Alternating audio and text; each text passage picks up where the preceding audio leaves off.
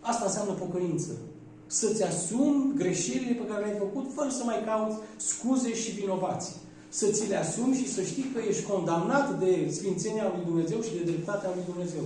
A fost un moment în care ne-am întâlnit cu păcatul nostru și cu durerea pentru păcatul nostru care ne condamnă.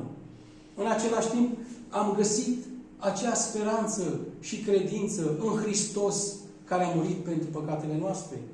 Acesta este momentul în care l-am acceptat pe Hristos. Acesta este momentul în care am acceptat Evanghelia predicată de Pavel și de ceilalți apostoli.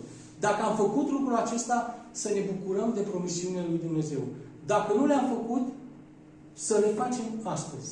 Astăzi este ziua în care trebuie să ne mărturisim păcatul nostru, să căpătăm prin credință iertarea lui Hristos și să ne bucurăm de promisiunile lui Dumnezeu făcute în Iisus Hristos. Și Dumnezeu să ne ajute tuturor la lucrul acesta. Amin. Amin.